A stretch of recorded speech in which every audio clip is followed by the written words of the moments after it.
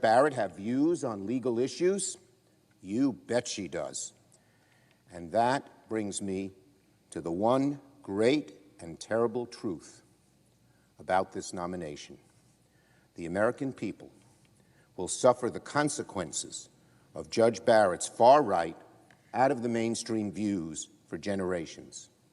Judge Barrett came before the Judiciary Committee and refused to answer nearly any question of substance. That's the new game at the hearings. She would not answer questions about health care. She would not say whether voter intimidation is illegal. She would not say if she thought Medicare and Social Security were constitutional. She could not even offer platitudes in responses to questions about the peaceful transfer of power, and refused to say if climate change was real. It's not because Judge Barrett isn't allowed to answer these questions. It's because she knows how unfavorable her views on the issues might sound to the American people. But the thing is, we do know how Judge Barrett thinks. She views certain rights, like the right to privacy, through a pinhole. She was closely affiliated with organizations who advocated the outright repeal of Roe v. Wade. But she views other rights, like the right to keep and bear arms, as almost infinitely expansive. She once authored a dissent arguing the federal government does not have the authority to ban all felons from owning guns. Only a few hours ago, the Republican senator from Missouri proudly declared from the Senate floor that Judge Barrett is the most openly pro-life judicial nominee to the Supreme Court in his lifetime. Quote, "This is an individual," he said of Judge Barrett, "who has been open in her criticism of that illegitimate decision, Roe v. Wade." He was being more honest than most of the talk around here, which says it's only about qualifications. Judge Barrett has proudly fashioned herself in the mold of her mentor, Justice Scalia, who before his death appeared set to declare union fees to be unconstitutional, driving a stake into the heart of the American labor movement. While American workers break their back to make ends meet and earn ever less of ever-growing corporate profits, what might Justice Scalia's former clerk portend for the future of labor rights? What about voting rights? Judge Barrett has suggested that certain rights are civic rights, including voting rights, and can be restrained by the government. But other rights, like the right to keep and bear arms, are individual rights that cannot be subject to even the most common sense restrictions. And of course, what about health care? Judge Barrett has argued that Justice Roberts got it wrong when he upheld the Affordable Care Act. She said that if Justice Roberts read the statute properly, the Supreme Court would have had to invalidate, her words, the law. That's the same thing, by the way, that Donald Trump said about Justice Roberts and the ACA. That's the great and terrible truth about this nomination. Judge Barrett holds far-right views well outside the American mainstream, and those views matter to the vast majority of Americans. They matter to women facing the hardest decision of their lives. They matter to LGBTQ Americans like my daughter, who only 5 years ago won the legal right to marry who she loves and could lose it just as fast. They matter to little girls like 7-year-old Penny Feynman from West Hempstead, Long Island, born with a neurological disorder, bound to a wheelchair, attached to a feeding tube, who is alive today because of the Affordable Care Act. We're talking about the rights and freedoms of the American people, their right to affordable health care, to make private medical decisions with their doctors, to join a union, to vote without impediment, to marry who they love and not be fired because of who they are. Judge Amy Coney Barrett will decide whether all those rights will be sustained or be curtailed for generations. And based on her views on the issues, not on her qualifications, but her views on the issues. Judge Barrett puts every single one of those fundamental rights, American rights, at risk. So I want to be clear with the American people. The Senate majority this Republican Senate majority is breaking faith with you, doing the exact opposite of what it promised 4 years ago, because they wish to cement a majority on the Supreme Court that threatens your fundamental rights. And I want to be very clear with my Republican colleagues. You may win this vote, and Amy Coney Barrett may become the next Associate Justice of the Supreme Court. But you will never, never get your credibility back. And the next time the American people give Democrats a majority in this chamber, you will have forfeited the right to tell us how to run that majority. You may win this vote, but in the process, you will speed the precipitous decline of faith in our institution, our politics, the Senate, and the Supreme Court. You will give an already divided and angry nation a fresh outrage and open a wound in this chamber that will take a very long time to heal. You walk a perilous road. I know that you think that this will eventually blow over, but you're wrong. The American people will never forget this blatant act of bad faith. They will never forget your complete disregard for their voices, for the people standing online right now and voting their choice, not your choice. They will never forget the lack of consistency, honor, decency, fairness, and principle. They will never forget the rights that are limited, constrained, or taken away by a far-right majority on the Supreme Court. And history will record that by brute political force, in contradiction to its stated principles, this Republican majority confirmed a lifetime appointment on the eve of an election. A justice who will alter the lives and freedoms of the American people while they stood in line to vote. Leader McConnell has lectured the Senate before on consequences of a majority's action. You'll regret this, he told Democrats once, and you may regret this a lot sooner than you think. Listen to those words. You'll regret this, and you may regret it a lot sooner than you think. I would change just one word. My colleagues may regret this for a lot longer than they think. Here, at this late hour, at the end of this sordid chapter in the history of the Senate, the history of the Supreme Court, my deepest and greatest sadness is for the American people. Generations yet unborn will suffer the consequences of this nomination.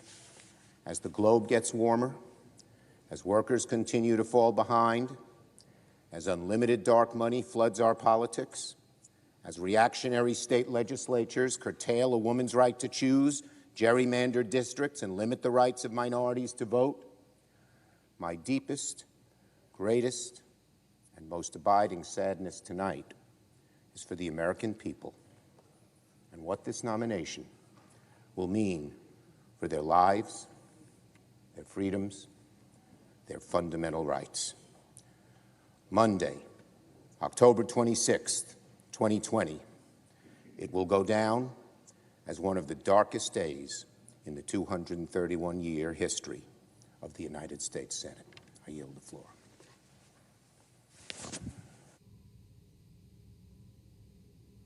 Mr. President. Majority Leader.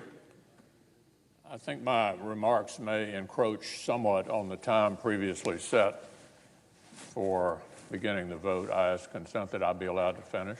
Without objection.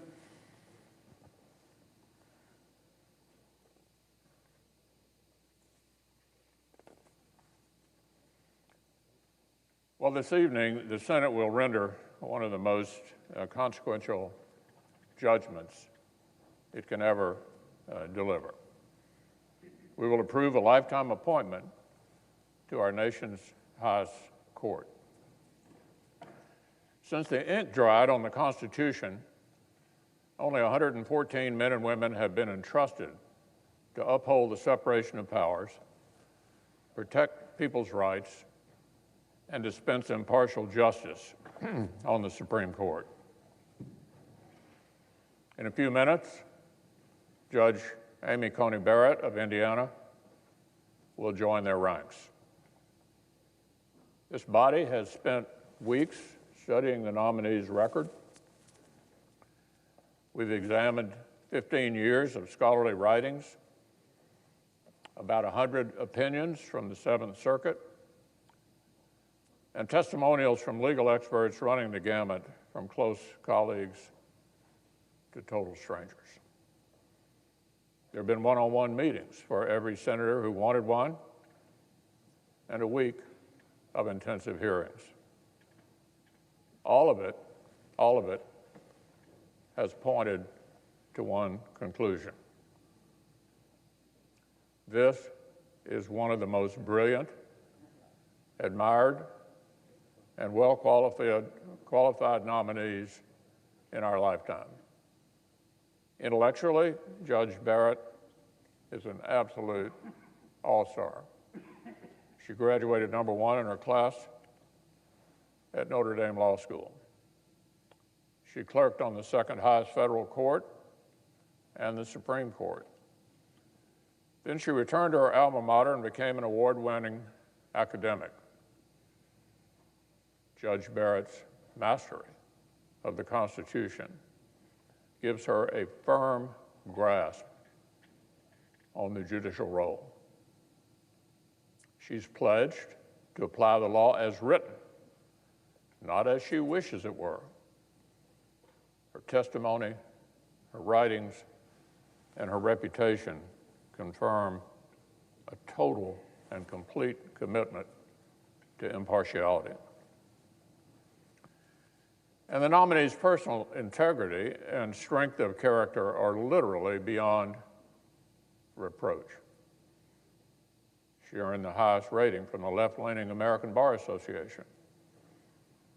They marveled at, quote, breadth, diversity, and strength of the positive feedback they received from judges and lawyers of all political persuasions.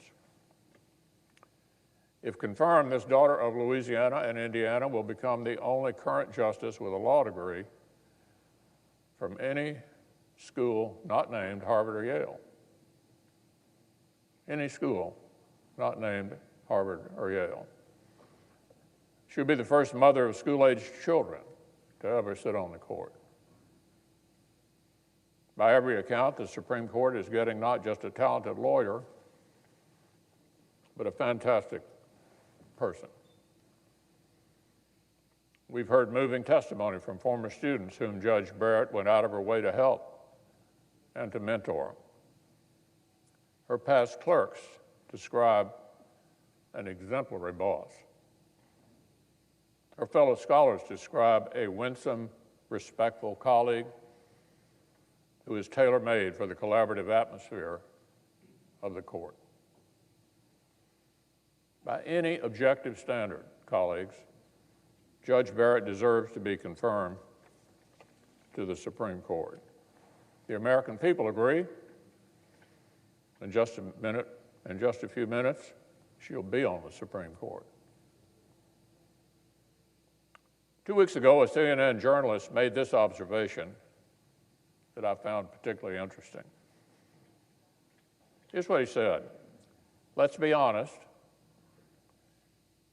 In another political age, Judge Amy Coney Barrett would be getting 70 votes or more in the U.S. Senate because of her qualifications in a different era. Now, we know that's not going to happen.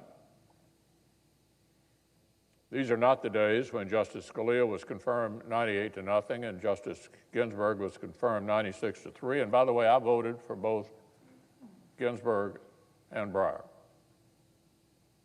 Seems like a long time ago now. We spent a lot of energy in recent weeks debating this matter. I think we can all acknowledge that both sides in the Senate have sort of parallel oral histories about the last 30 or so years.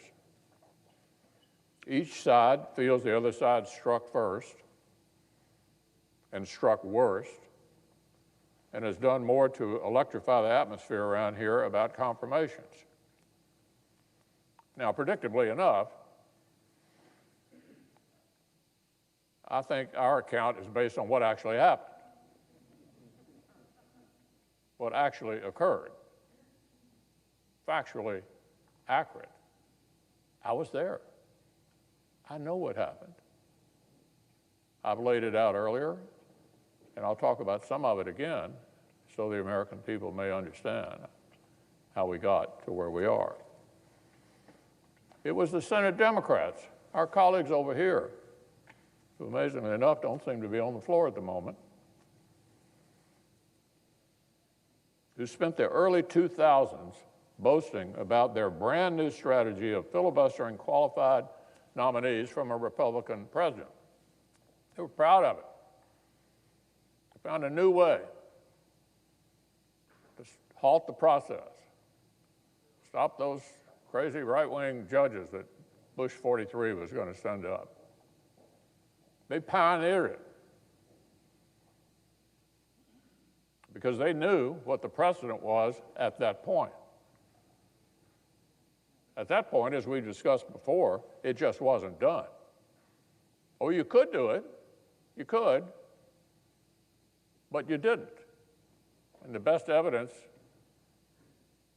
that you shouldn't do it was the Clarence Thomas nomination, confirmed 52 to 48, and all of us know that any one of us in this body has a lot of power to object.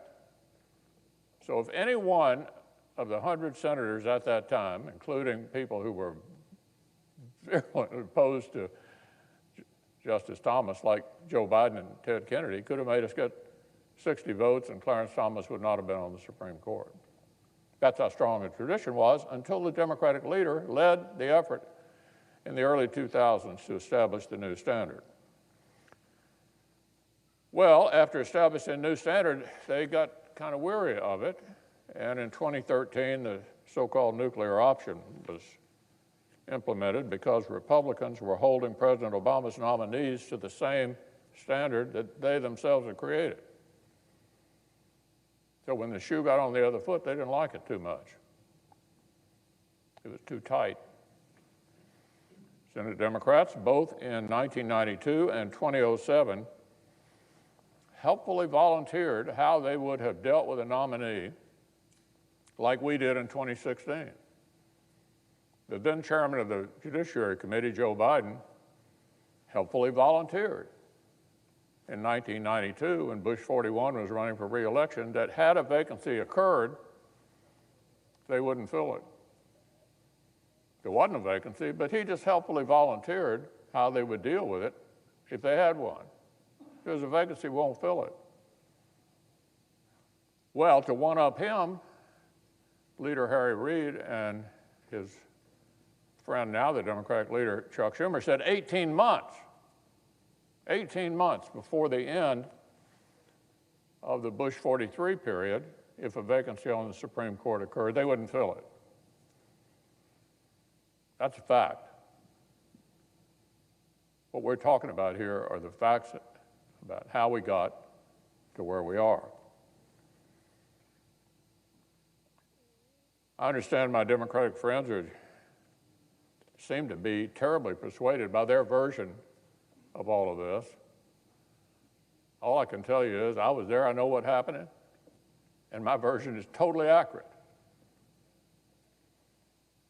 The truth is, on all of this, we owe the country a broader discussion. Competing claims about Senate customs cannot fully explain where we are. Procedural finger-pointing, does not explain the torrent of outrage and threats which this nomination and many previous ones have provoked from the political left. There are deeper reasons why these loud voices insist it is a national crisis. You just heard it. It's a national crisis when a Republican president makes a nominee for the Supreme Court. Catastrophe looms right around the corner. The country will be fundamentally changed forever when a Republican president makes a Supreme Court nominee.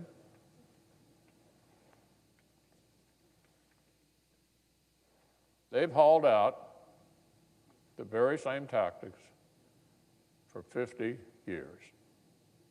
50 years. Some of the opposition is more intense, but the doomsday predictions about the outcome of nominating these extremists like John Paul Stevens,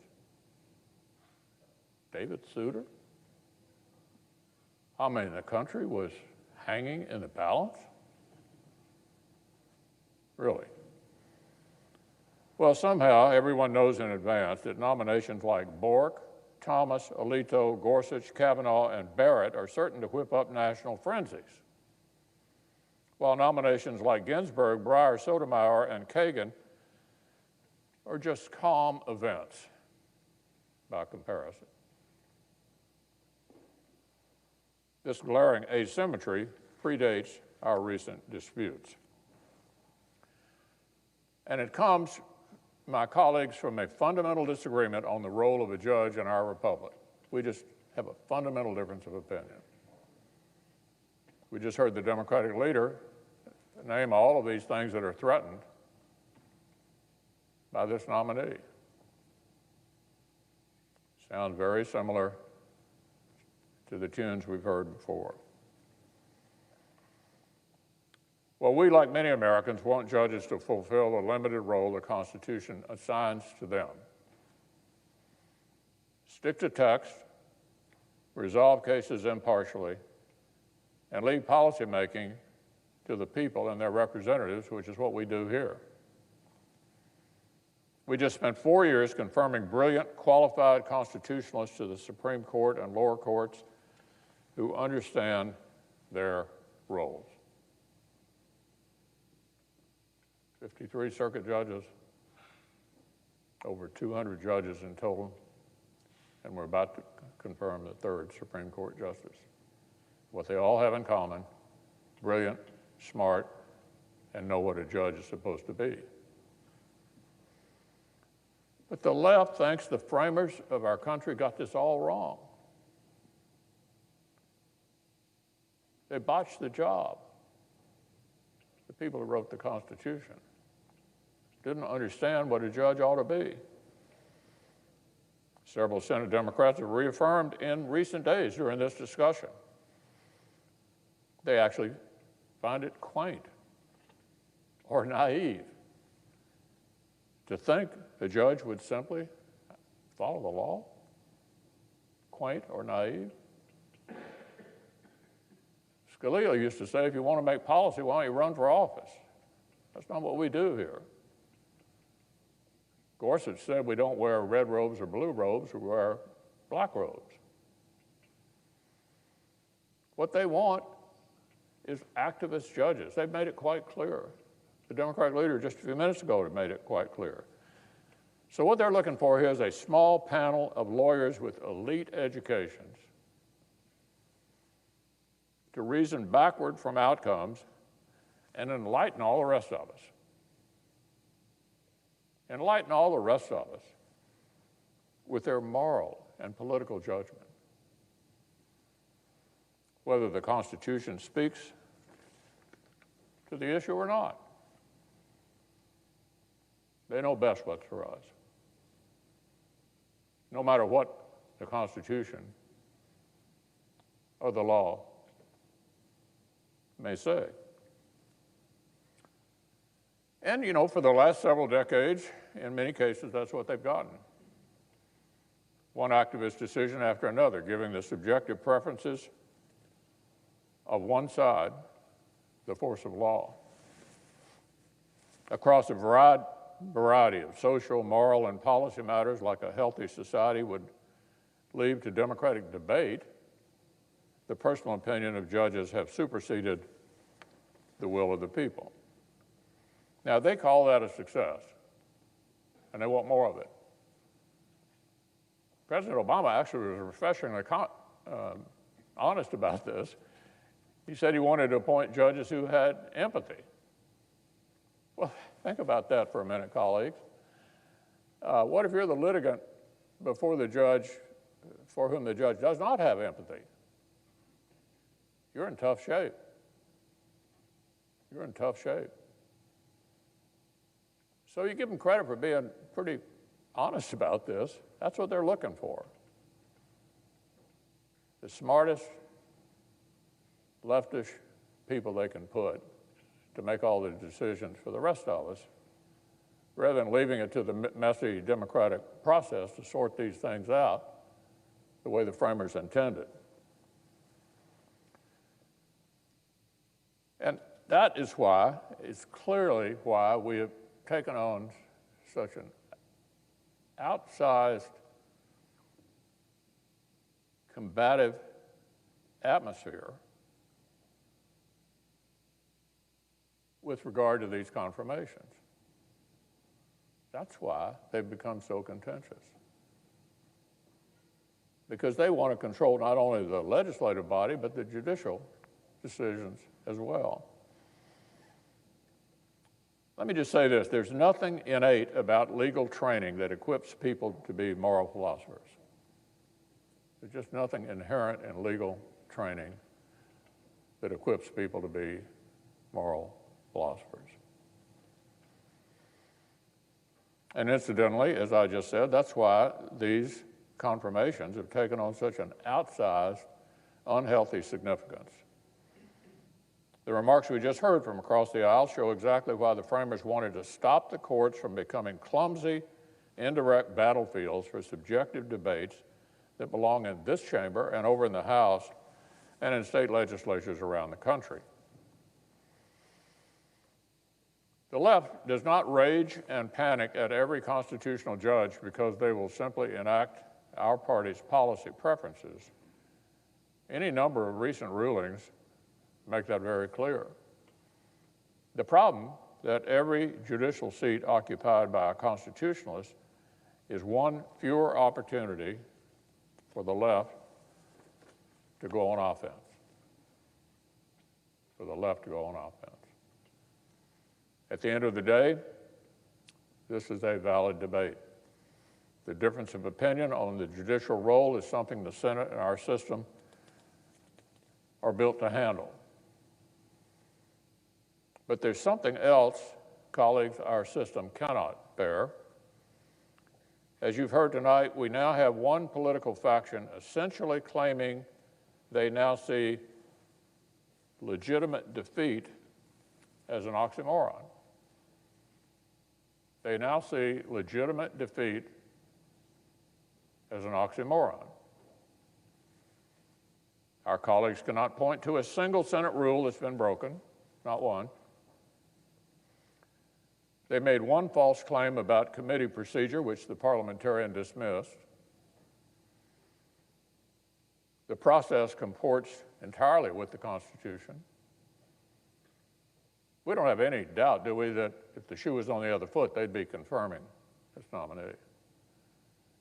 And have no doubt, if the shoe was on the other foot in 2016, they'd have done the same thing.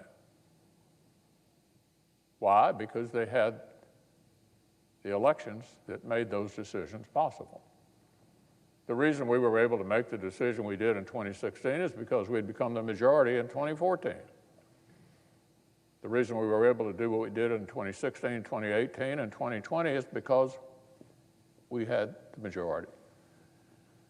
No rules were broken whatsoever. So all of these outlandish claims are utterly absurd. And the louder they scream, the more inaccurate they are. You can always tell that. Just check the decibel level on the other side. higher it goes up, the less accurate they are.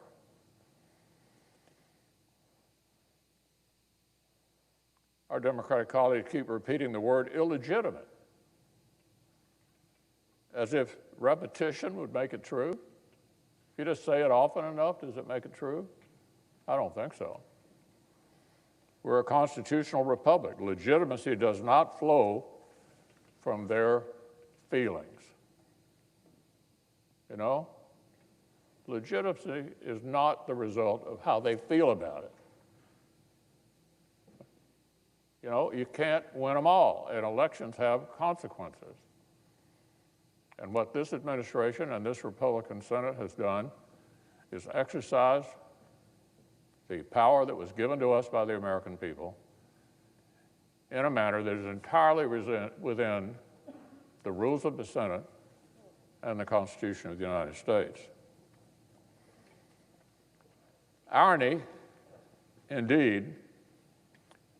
Think about how many times our Democratic friends have said, been berating President Trump for allegedly refusing to accept legitimate outcomes he does not like. How many times have we heard that? President Trump won't accept outcomes he does not like. Well, they're flunking that very test right before our eyes. That's their problem. They don't like the outcome. Well, the reason this outcome came about is because we had a series of successful elections. One of our two major political parties increasingly claims that any political system that deals them a setback is somehow illegitimate. And this started actually long before this vacancy, as we all know. 1 year ago, Senate Democrats sent the court, directly, an amicus brief that read like a note from a gangster film. They wrote, "The Supreme Court is not well." In their amicus brief, the Supreme Court is not well. Perhaps the court can heal itself before the public demands it be restructured.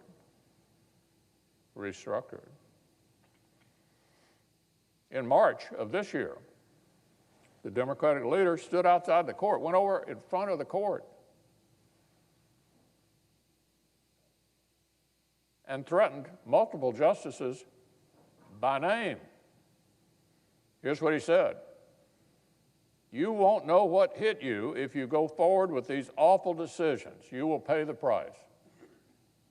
That's the Democratic leader of the Senate in front of the Supreme Court, mentioning justices by name, and in effect saying, if you rule the wrong way, bad things are going to happen. For multiple years now, Democrats in this body and on the presidential campaign stump have sought to revive the discredited concept of court packing.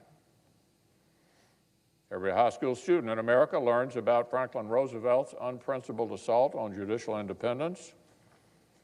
So now they're thinking about repeating it. Former Vice President Biden, who spent decades condemning the idea here in the Senate, obediently says he'll look into it. Most importantly, the late Ruth Bader Ginsburg said last year, when asked about this, she said 9 is the right number. That's the vacancy we're filling right now. I don't think any of them have quoted her on this issue lately, have you? Ruth Bader Ginsburg said 9 is the right number. These latest threats follow decades of subtler attempts to take independent judges and essentially put them on political probation. You don't rule the way I want, something dire might happen. How many consecutive nominees have Democrats and the media insisted would, quote, tip the balance of the court? How often do we hear that? Tip the balance of the court. Has anyone tallied up how many hard right turns the courts have supposedly taken in our lifetimes? All this ominous talk is a transparent attempt to apply improper pressure to impartial judges. Rule how we want, or we're coming after the court. Rule how we want, or we're coming after the court.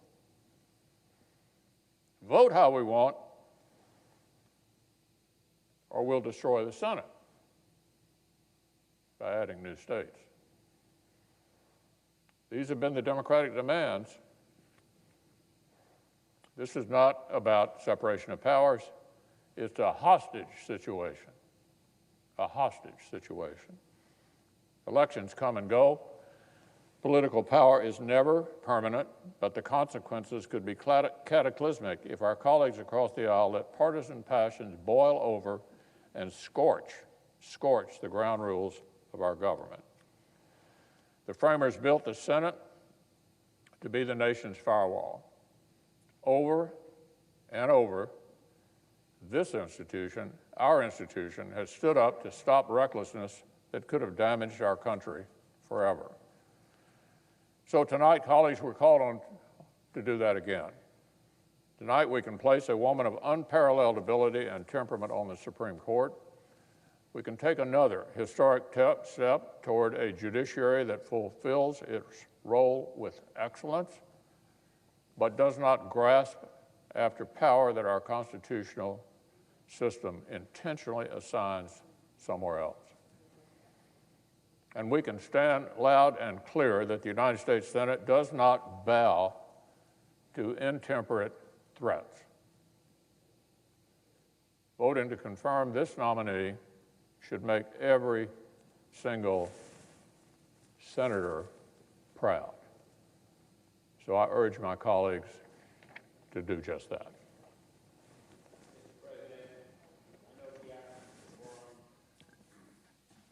Clerk will call the roll. Mr. Alexander. Present.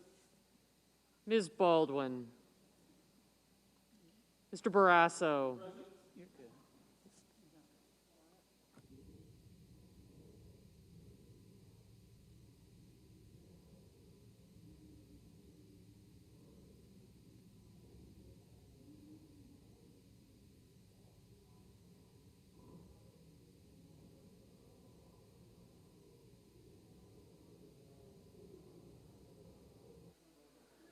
A quorum is present.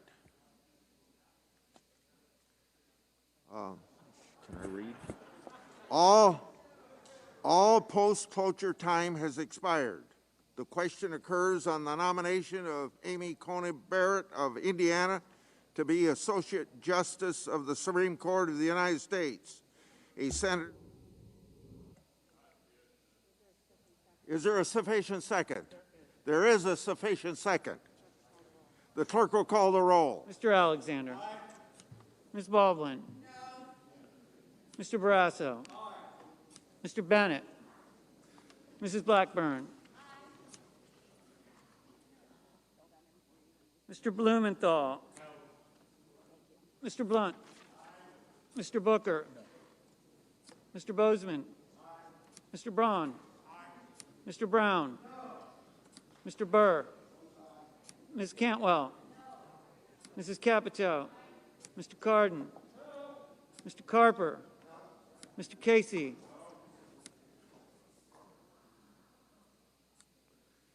No. Mr. Cassidy. Aye. Ms. Collins. Mr. Coons. Mr. Cornyn. Aye. Ms. Cortez Masto.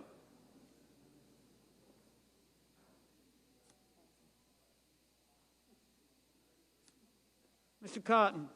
Aye. Mr. Kramer. Aye. Mr. Crapo. Aye. Mr. Cruz. Aye. Mr. Daines. Aye. Ms. Duckworth. Mr. Durbin.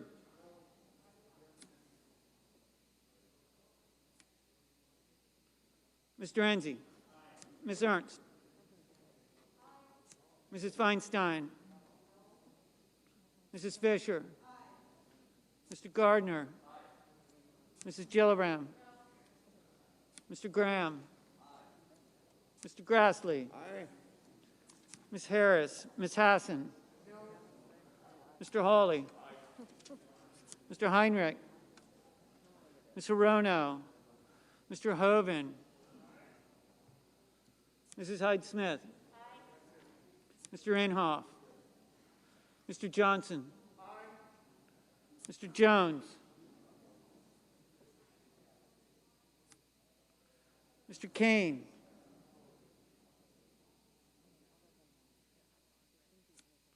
Mr. Kennedy. Mr. King. Ms. Klobuchar. Mr. Langford. Mr. Leahy.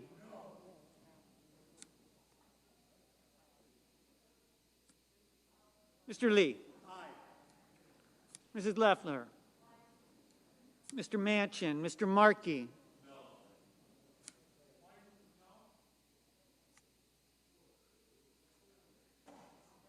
Mr. McConnell.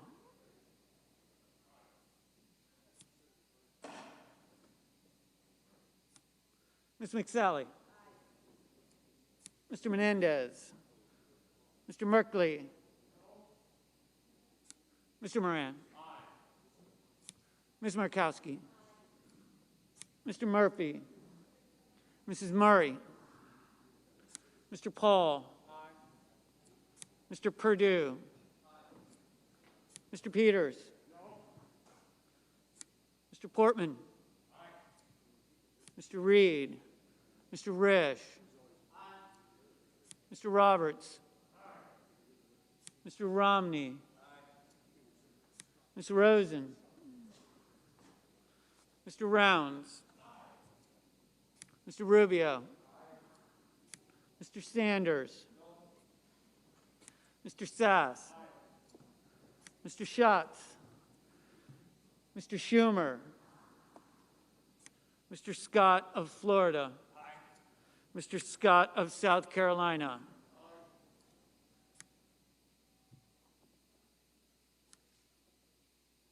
Mrs. Shaheen. Mr. Shelby. Ms. Sinema. Ms. Smith. Ms. Stabenow.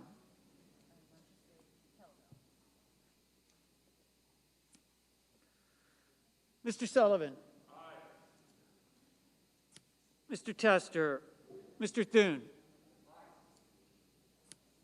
Mr. Tillis. Mr. Toomey. Mr. Udall.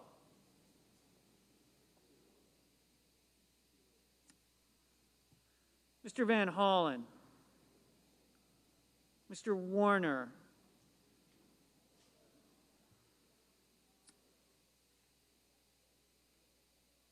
Ms. Warren. Mr. Whitehouse. Mr. Wicker. Mr. Wyden.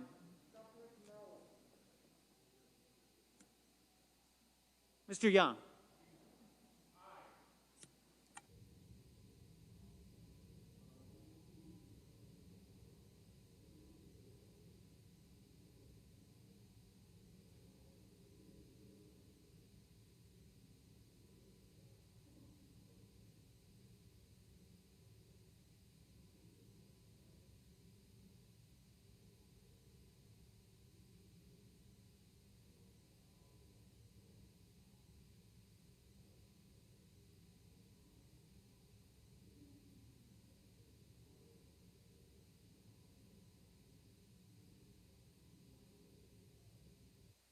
Senators voting in the affirmative: Alexander, Barrasso, Blackburn, Blunt, Bozeman, Braun, Burr, Capito, Cassidy, Cornyn, Cotton, Kramer, Crapo, Cruz, Daines, Enzi, Ernst, Fisher, Gardner, Graham, Grassley, Hawley, Hoven, Hyde-Smith, Inhofe, Johnson, Kennedy, Langford, Lee, Leffler, McConnell, McSally, Moran, Murkowski, Hall, Perdue, Portman, Risch, Roberts, Romney, Rounds, Rubio, Sass, Scott of Florida, Scott of South Carolina, Shelby, Sullivan, Thune, Tillis, Toomey, Wicker, Young.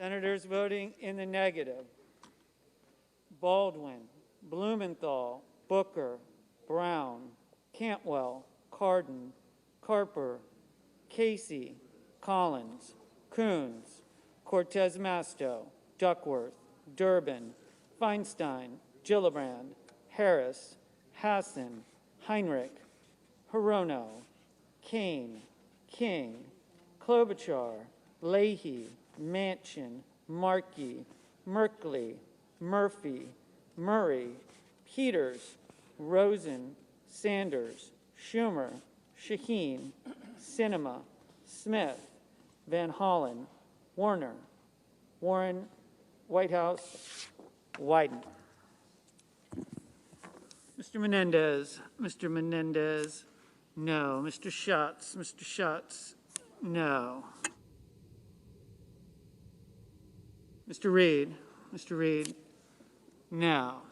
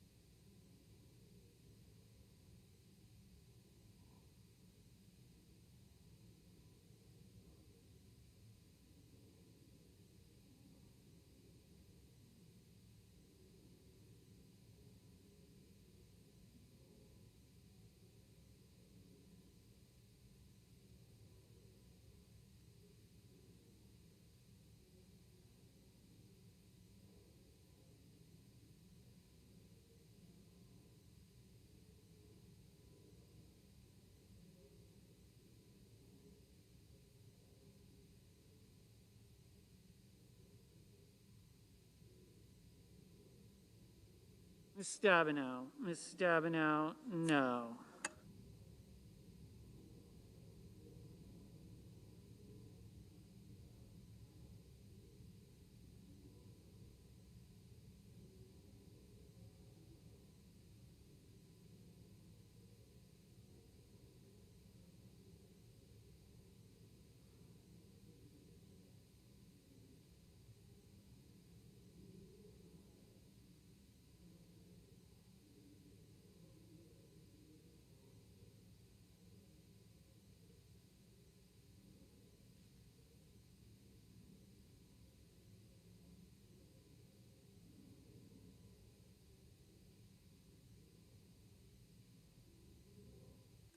Mr. Bennett, no.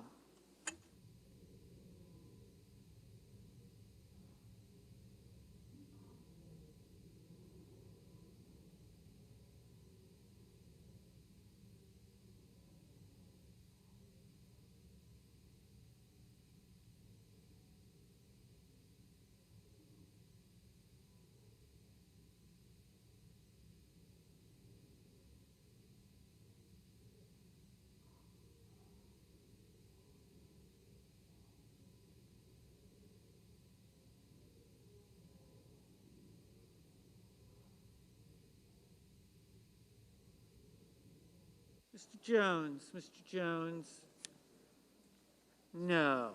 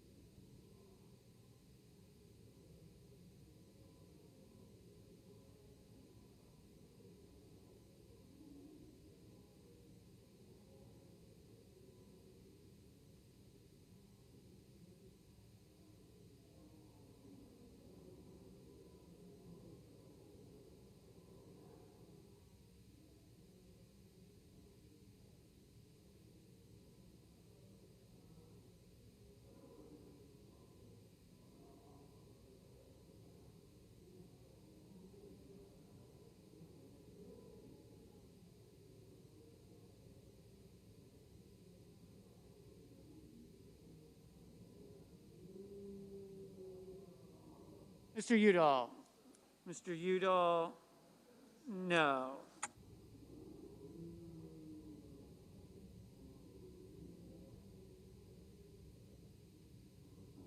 It will come to order. Are there any senators in the chamber who wish to vote or change their vote? If not, on this vote, the yeas are 52, the nays are 48. The nomination of Amy Coney Barrett of Indiana to be an Associate Justice of the Supreme Court of the United States is confirmed.